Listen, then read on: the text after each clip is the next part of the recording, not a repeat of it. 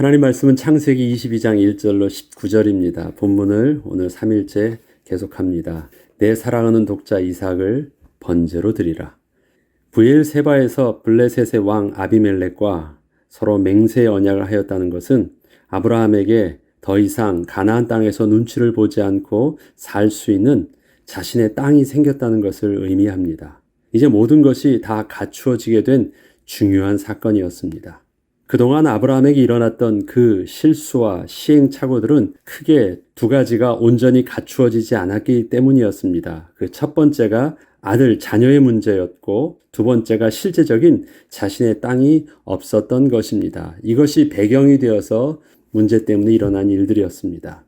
양자로 아들을 드리거나 사라가 아닌 다른 첩을 통하여 아들을 낳을 수도 있었지만 그것은 온전한 기쁨의 자식이 아니었던 것이었고 땅을 잠시 빌려서 그곳에서 거주할 수는 있었지만 여전히 그 땅은 주인의 마음에 의해서 많은 변수가 있기 때문에 늘 주인의 마음에 눈치를 보며 살 수밖에 없었습니다.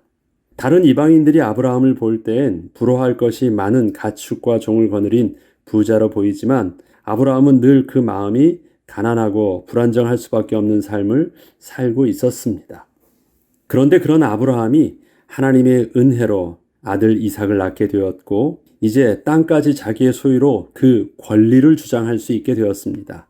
이제 아브라함은 더 이상 갈급해할 것이 없어진 것입니다. 브엘세바는 우물을 소유할 수 있었던 땅이기에 아브라함이 충분히 정착할 수 있는 좋은 조건이 되었던 것입니다. 아브라함은 이곳 브엘세바에서 오랫동안 거주하였습니다. 하나님께서는 이때에 아브라함을 부르사 직접 명령하십니다. 하나님의 지시하심은 아주 간단하고 명료하셨습니다. 내 아들, 내 사랑하는 독자 이삭을 데리고 모리아 땅으로 가서 내가 내게 일러준 한 산, 거기서 그를 번제로 드리라. 하나님께서는 모든 상식을 뛰어넘는 부당한 명령을 아브라함에게 하신 것입니다. 아들 이삭은 하나님이 친히 주신 것입니다. 하나님은 아브라함이 그 이삭을 얼마나 사랑하고 있는지 잘 알고 있으셨고 그가 외아들이라는 것도 분명히 알고 계셨습니다. 그리고 번제가 어떤 것인지 모르는 바가 아니셨습니다. 그런데 그렇게 말씀하시며 요구하고 계신 것입니다. 아브라함은 자신과 그 아들 이삭에 대하여 너무도 잘 알고 계신 하나님께서 이러한 요구를 하신다는 것은 하나님께서 아들 이삭을 원하시는 것이 아니라 자신의 순종을 원하시는 것을 알 수 있었습니다. 이것은 단지 그 아들을 필요로 하신다는 이유가 아닌 것은 분명했습니다. 그런데 하나님이 그렇게 하고 계신 거예요. 그렇기 때문에 아브라함은 다른 접근이 필요했습니다. 예를 들자면 이런 거 있죠. 어린 아이에게 맛있는 과자들이 가득 들어있는 과자 한 상자를 사주면서 그 과자 중 아이가 제일 좋아하는 과자 한 봉지를 아빠에게 달라고 한다면 아빠는 아이에게 무엇을 원하는 것일까요? 아이에게 과자 한 박스도 아낌없이 사주는 그 자기를 사랑하는 아버지의 마음을 그 아들이 안다면 아이는 아빠에게 기꺼이 그 과자를 줄 것입니다. 아빠는 그것을 보기를 원하는 거예요. 과자 하나 얻어먹으려고 하는 게 아니에요. 아이한테 빵 하나 주면서 아빠 한 입만 딱 해요.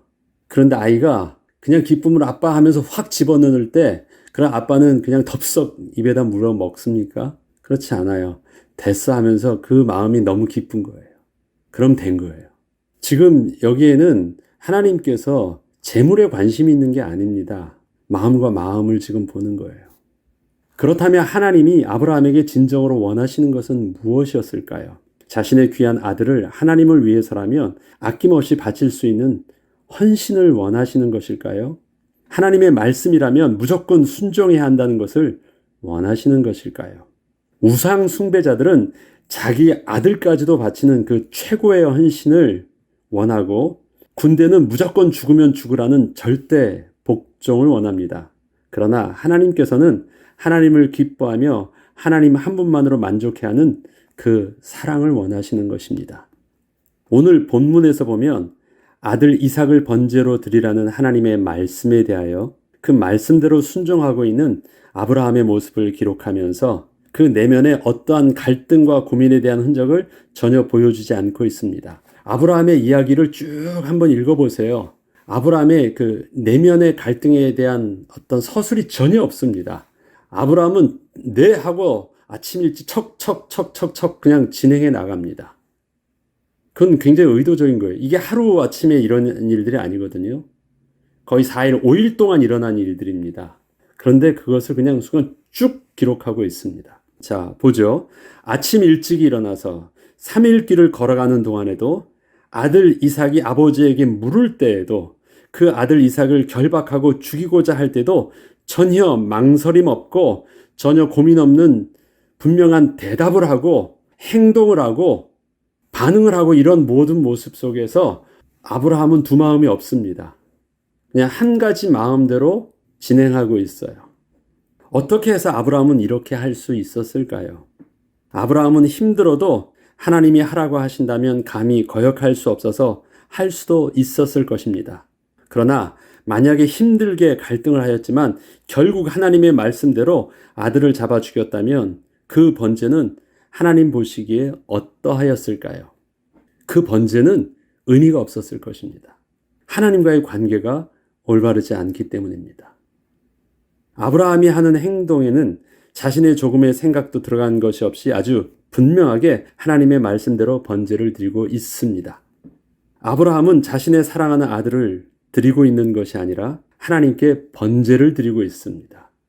아브라함은 늘 하나님께 번제를 드리며 감사를 드려왔듯이 그렇게 오늘도 번제를 드리고 있는 것입니다. 번제란 단지 양을 잡아 드리는 행위를 말하는 것이 아닙니다. 양을 잡아 제단 위에 태우는 것을 통하여 하나님께 기쁨과 감사를 또 기쁨과 그 감사의 자기의 마음을 표현하고 있는 것입니다. 번제의 핵심은 제물에 있지 않고 제물을 드리는 자의 마음이 아주 중요합니다. 특히 마음을 드린다는 것은 제사를 받는 자가 나의 제사에 대하여 참과 거짓을 판가름할 수 있는 인격이 있는 분이라면 더더욱 긴장함으로 온전히 드려야 할 것입니다. 우리가 사랑한 사람에게 마음을 전달한다. 왜? 그 사람은 인격이 있기 때문에 그래요. 인격이 없는 것이라면 마음을 전달한다는 표현이 필요 없습니다. 제사를 받는 자의 인격을 고려하지 않고 그저 주위 사람들에게 보여주기 위한 것이라면 그 중심의 마음보다는 보여지는 제물에 더 신경을 쓰게 될 것입니다. 그러나 그분이 인격이라면 마음을 담아서 드리지 않으면 우리의 태도가 올바르지 않으면 그 물건을 받아도 제물을 받아도 받는 사람의 마음은 기쁘지 않을 것입니다. 하나님과 우리의 관계는 인격과 인격의 만남입니다. 살아계신 하나님, 그 의미는 무엇입니까? 다른 우상들은 그냥 죽은 것입니다. 아니, 죽은 것이 아니라 아예 생명이 없는 것입니다. 인격이 아니니까. 돌이나 나무이니까. 그러나 우리 하나님은 살아계신 하나님입니다. 그의 성품을 따라서 우리가 하나님을 닮아 지음받았습니다. 그래서 하나님의 성품과 우리의 성품, 하나님의 인격과 우리의 인격이 그렇게 친밀하게 교제될 수 있는 것입니다. 그러려면 표현은 무엇입니까? 형식에 있지 않고 마음과 마음이 통한다라는 것이에요. 그것이 제사에서 빠지면 형식은 있는데 그 중심의 내용이 빠지면 의미가 없는 것입니다. 하나님께서 번제를 드리라고 하십니다. 형식은 제물을 바치는 행위이지만 진짜 그 번제를 통해서 하나님은 범죄함으로 인하여 하나님께 가까이 나아가 교제할 수 없었던 인간이 다시 하나님과 교제할 수 있는 그 길을 열어주셨거든요. 그래서 아브라함은 그 번제를 통해서 하나님과 기쁨의 교제를 하고 있던 것입니다. 하나님은 지금 아브라함에게 번제를 드리라고 하는 것입니다. 그런데 전에는 그 번제를 드릴 때 그냥 양으로 드렸기 때문에 하나님과의 교제를 하는 데 있어서 별로 그렇게 고민할 것이 없었어요. 그런데 하나님과의 그 기쁨의 그 마음을 이제는 자기가 사랑하는 아들을 통해서 드리라고 하시기 때문에 그 번제에 대해서 고민할 수밖에 없는 상황이 왔었던 것입니다. 아브라함은 그가 가나안 땅에 들어와서 제단을 쌓고 여호와의 이름을 부르며 번제를 드리기 시작했을 때부터 그 번제는 살아계신 하나님께 전 인격적으로 드리는 기쁨과 감사의 제사였습니다. 마음을 드리는 제사였지 형식적인 제사의 행위가 아니었습니다. 하나님께서는 아브라함에게 번제를 드리라고 말씀하셨습니다. 이것은 아들 이삭을 제물로 바치라고 하는 것과 전혀 다른 것입니다. 그동안 제물을 바치는 것을 제사인 줄 알고 드려왔다면 양을 대신해서 아들을 바치라는 하나님의 요구에 그 가치를 두고 고민할 수밖에 없었을 것인데, 아브라함은 계속해서 양을 바치고 있던 것이 아니라 하나님께 기쁨의 예배를 드리고 있었던 것이기에 이 문제는 아브라함에게는 다른 접근을 하게 된 것입니다. 우리가 창세기 처음부터 하나님의 백성들의 모습 속에서 그들이 비로소 여호와 이름을 부르게 되었다. 아담의 후예와 또 가인의 후예, 그러니까 아벨과 가인이 이렇게 둘로 나뉘어지게 했던 그 중심에 무엇이 있었습니까? 제사가 있었습니다. 근데 그 제사의 중심은 제물에 있었습니까? 아니에요. 겉으로 보면 다른 제물로 보이지만 제물이 아니었어요. 실질적인 것은 그 중심이 누가 하나님 마음에 합했느냐였습니다. 그것이 두 갈래 길로 계속 보여주고 있어요. 그래서 아벨의 씨를 통해서 나타났던 셋, 그 씨를 통해서 그들이 비로소 여호와 이름을 부르게 되었습니다. 거기서 또 여호와 이름이 잊혀지자 노아를 통해서 또 하나님께서는 한 인류를 새롭게 시작하셨고, 노아가 방주에 나왔을 때 그가 처음으로 드렸던 것이 여호와 이름을 불렀고, 그것이 또 희미해지자 또 시간이 지나서 다시 아브라함을 통해서 여호와 이름을 부르고, 다 이것은 모든 과정들은 여호와 이름을 불렀다라는 말은 그들이 온전히 여호와 하나님께 제사를 드렸다라는 것이에요. 예배자가 됐다는 것. 하나님과 온전히 하나님 이름을 부른다라는 것은 인격과 인격이 만난다라는 것이잖아요. 인격과 인격이 만나는 참된 예배를, 또 참된 교제를 할 수 있었다라는 것입니다. 에덴 동산에서는 직접 대면할 수 있었지만 범죄한 인간은 하나님을 직접 대면할 수 없었기 때문에 그 중간에 하나님께서 은혜의 방편을 주셨어요. 그것이 제사였습니다.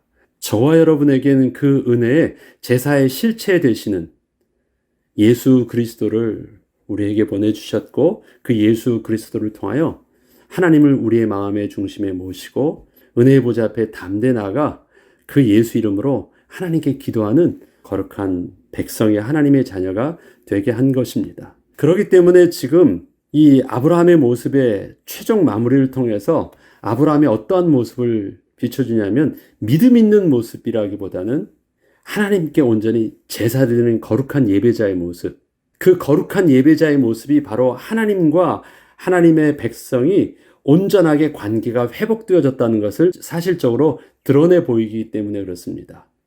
우리가 믿음 있다라는 것, 삶을 여호와 이름을 위해서 잘 살고 있다는 것을 무엇을 통해서 증거할까요?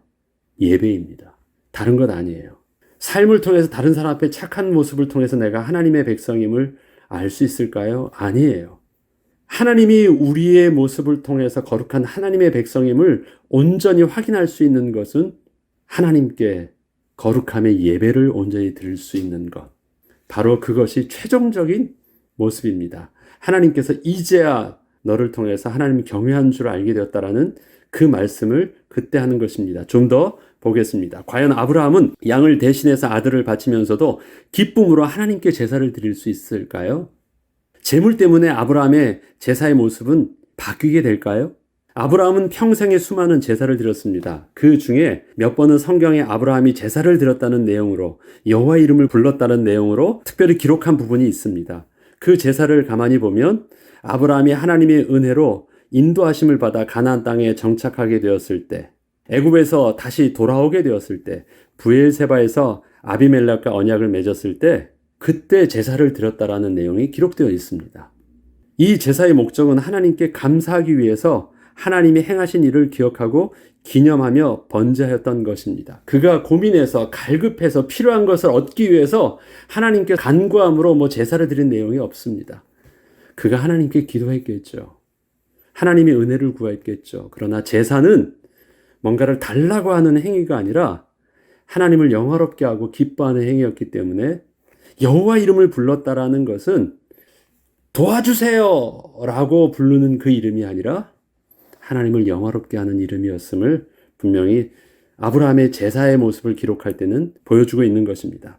과연 자기의 사랑하는 아들을 바치면서도 하나님께 감사의 번제를 드릴 수 있을까요?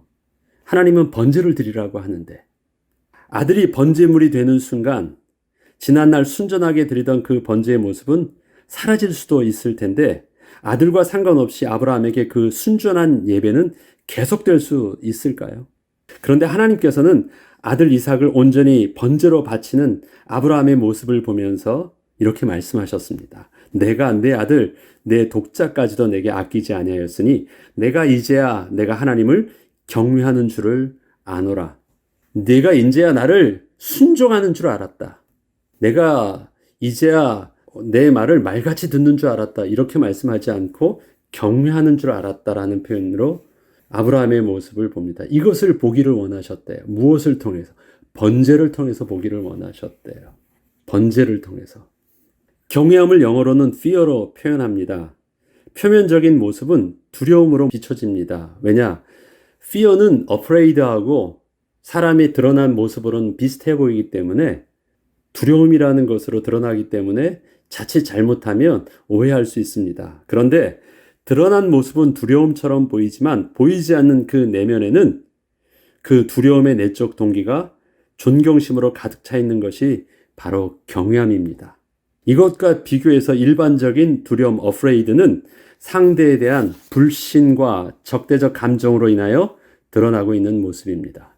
두려움의 모습으로 어려워하고 있는 모습은 비슷해 보이는데 한쪽은 하나님을 존경하고 사랑하는 모습 속에서 그 존경심에서 어려워하고 있는 것이고 한쪽은 나를 죽이면 어떡하지? 내가 잘못을 했는데 혹시 이것 때문에 어떻게 될까? 눈치를 보면서 그 두려움 때문에 하는 행동입니다. 내면적인 하나님에 대한 신뢰와 하나님에 대한 불신, 이 극단 속에서 드러나는 모습은 똑같이 두려움의 그 행동의 모습으로 나타날 수 있다는 것입니다. 그렇기 때문에 경외함을 나타내는 fear와 무서움을 뜻하는 afraid는 그 외형적 모습이 서로 비슷해 보이지만 그 내적 동기가 근본적으로 다른 정반대의 동기에서 출발하기 때문에 우리는 우리의 신앙의 모습이 두려움에서 시작한 것인지 하나님을 진심으로 사랑함으로 시작한 것인지 스스로 확인이 필요한 것입니다. 하나님께서는 아브라함을 통하여 아브라함의 번제의 동기가 두려움인지 아니면 경외함인지 확인하기를 원하셨다고 말씀하십니다. 그리고 이제야 경외하는 줄 알았다고 하십니다. 나를 불신하고 두려움으로 하는 행동이 아닌 나를 신뢰하고 존경함으로 하는 행동임을 분명히 보아 알게 되었다는 것입니다. 우리의 신앙생활을 두려움 때문에 하는 사람이 많이 있습니다. 어려워질까봐, 자식이 잘못될까봐, 가난해서 망할까봐. 모든 우상 숭배의 그 근원은 두려움으로부터 시작합니다. 경외함이 있을 수가 없어요. 왜 경외함이 있을 수 없냐면 그 우상은 죽어 있기 때문에 인격적인 대상이 아니기 때문에 경외함이라는 개념이 없습니다. 인격적인 대상이 있으면 경외함이 있어요. 사랑할 수 있고 친밀한 교제가 가능해요. 그러나 인격적인 대상이 아니면 무엇만 있냐? 자기 안에 두려움만 있습니다. 두려움은 인격적인 대상을 그렇게 맞이하는 것과는 달라요.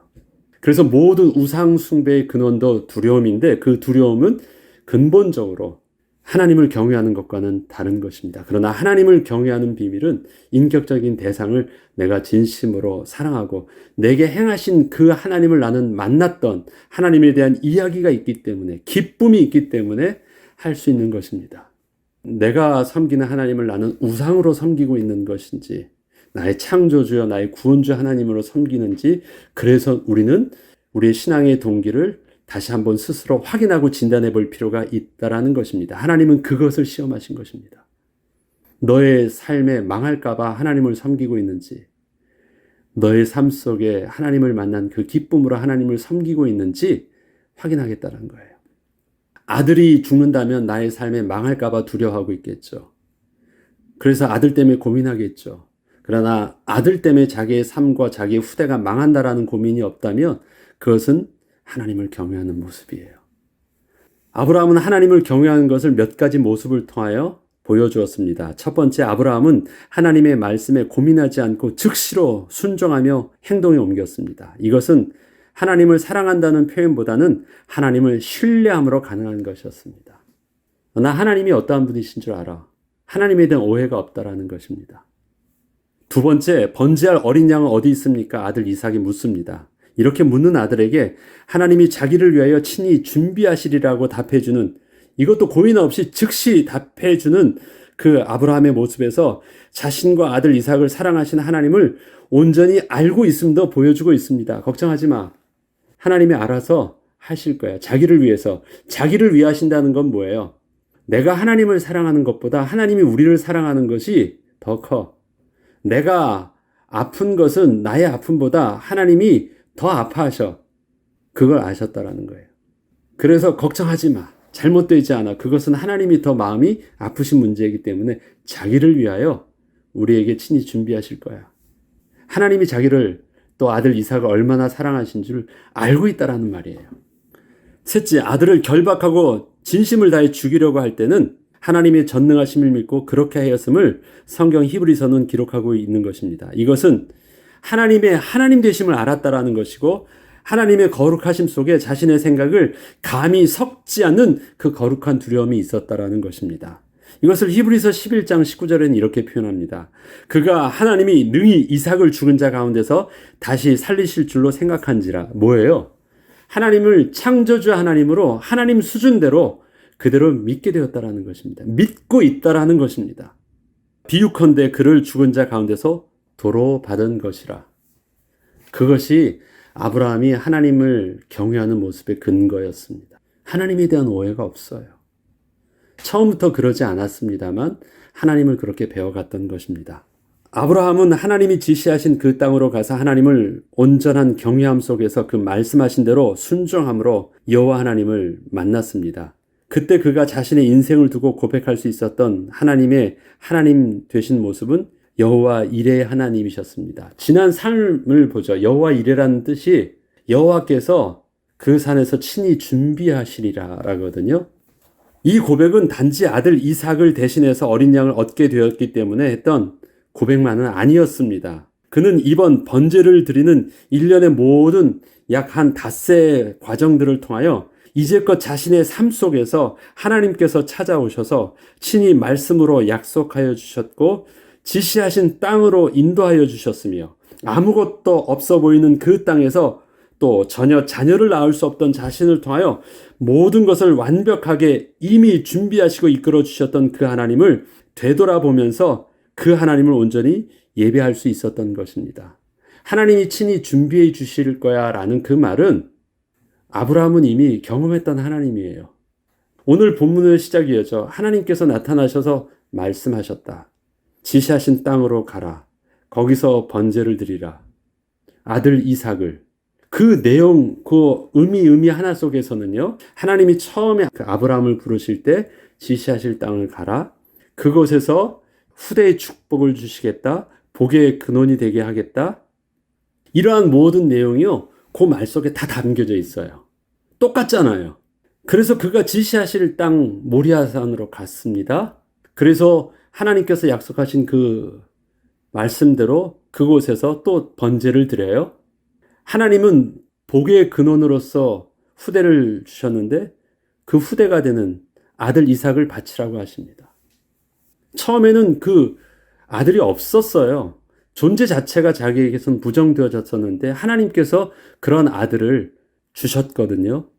그럼 아들을 일단 내려놓고 하나님께서는 그 아들이 죽는다고 하면 다시 하나님은 살리신다는 것을 아브라함은 이제는 이미 믿게 되었다라는 그 근거를 가지고 아들을 또 바칠 수 있었대요. 왜? 경험하였으니까. 25년이 아니라 거의 아이 나이를 보면 35에서 한 40년의 세월이 지난 후예요. 경험하였으니까. 아이 나이가 15세에서 약 20세 정도 된 나이거든요. 경험하였으니까. 아브라함은 알고 그렇게 했다고 말을 합니다. 그렇기 때문에 여호와 이레라는 말은 그때 지금 어린 양 하나를 준비하셨던 것이 아니라 자기의 전 인생을 통하여서 아브라함에게 정의되어지는 여호와 하나님의 모습은 여호와 이레의 하나님인 거예요. 그것을 아브라함은 전 인격을 담아서 아들에게 그렇게 고백한 것입니다. 아브라함은 그 여호와 이레의 하나님의 이름을 부르며 진정으로 제사를 드리며 자신의 인생 속에서 함께 하셨던 그 하나님을 아들 이색에게 그대로 간증하며 보여주고 있는 것입니다. 아들 이삭은 아버지 아브라함으로부터 여호와 이레라는 하나님의 이름을 신앙의 유산으로 또한 물려받게 된 것입니다. 하나님께서는 아브라함을 시험하신다고 하실 때 이 모습을 통해서 아브라함의 전 인생을 정리하게 하셨습니다. 너의 하나님은 어떠한 하나님이셨니? 너 일평생 여호와 이름을 부르며 하나님께 제사를 드렸지? 그리고 기쁘며 감사했지? 그래, 너가 부르는 그 여호와 이름은, 너의 하나님은 어떠한 하나님이셨니? 그것을 아들 이삭을 통해서 아브라함이 듣게 하십니다. 아브라함은 한마디로 말합니다. 여호와의 산에서 친히 자기를 위해서 준비하신 하나님이십니다. 모든 것을 다 준비하셨습니다. 아무것도 없는 낯선 이방 땅에 온 것처럼 보였지만 그 속에서는 하나님이 친히 모든 것을 준비하셨고 내게 약속하신 대로 다 복을 베푸셨던 하나님이십니다. 그 하나님을 온전히 번제로 드리는 거예요. 그러면 전인격적으로 하나님이 하나님 되심을 온전히 알고 아브라함이 하나님께 드리는 그 예배의 모습을 통해서 아브라함은 드디어 하나님과 아브라함과의 관계가 온전하게 회복되어졌음을 증거하고 있는 것입니다. 그래서 아브라함의 삶은 그걸로 마감해도 문제가 없는 것입니다. 다 끝난 거예요. 그것을 통해서 이제 인정받았으니까 잘 산다? 아니에요. 하나님이 정말 원하시는 것은요, 하나님과 하나님의 백성과의 온전한 관계가 회복되어지는 것입니다. 왜? 그것이 우리가 영원한 하나님 나라에서 하나님과 우리와의 모습이기 때문에 그렇습니다.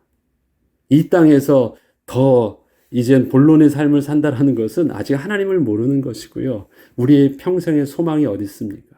하나님 나라에 있거든요.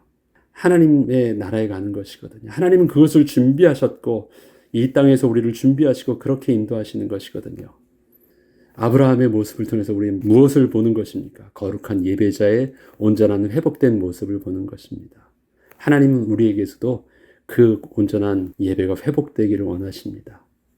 저와 여러분에게서는 여호와 이름을 어떠한 이름으로 고백하며 하나님께 온전히 예배를 드리겠습니까? 아브라함에겐 여호와 이레의 하나님이셨습니다. 또 모세에게 있어서 여호와 이레의 하나님은 또 모세에게 있어서는 여호와 니시의 하나님이기도 했습니다. 또 이스라엘 백성들에게선 치료의 하나님 여호와 라파의 치료의 하나님이기도 합니다. 여러 가지 이름의 모습이 나타납니다. 그 이름을 붙잡았다라는 것은 그 이름으로 하나님을 찬양할 수 있었다라는 것입니다. 우리의 믿음은 뭔가를 바쳤다라는 데 의미가 있지 아니하고 중요한 헌신을 했다는 데 의미가 있지 아니하고 나는 어떤 하나님을 만났지? 나는 그 어떤 하나님을 전 인격적으로 예배를 드리지? 그것이 우리의 믿음의 모습이고 하나님은 조용하게 고백하고 있는 그 입술의 고백을 하나님은 듣기를 원하십니다. 우리의 예배를 통해서 우리가 입술로 고백하는 우리의 기도를 통해서 하나님은 그 이름을 듣기를 원하십니다. 그러한 은혜의 비밀들을 오늘의 삶을 통해서 우리의 찬양과 기도를 통해서 회복하는 저와 여러분 되길 주의 이름으로 축복합니다. 기도하겠습니다. 아브라함에게 여호와 이레 하나님 되신 하나님, 우리의 삶 속에서는 어떠한 하나님의 이름을 불러야 되는지 우리의 삶을 정리하며 우리에게서도 신령과 진정의 예배가 회복되는 은혜를 누리게 하여 주시옵소서. 우리의 두려움이 하나님을 모르는 그 두려움 속에서 몸부림치는 우상 숭배의 신앙생활에 되지 않고 전인격적으로 경외함으로 하나님께 예배하는 그 은혜의 비밀이 되게 하여 주셔서 우리를 통해서 하나님 영광 받아주시고 우리 후대에게 거룩하신 하나님의 이름을 신앙의 유산으로 남기는 또 믿음의 아버지여 어머니여 조상되게 하여 주옵소서. 감사드리며 우리 주 예수 그리스도 이름으로 기도합니다. 아멘.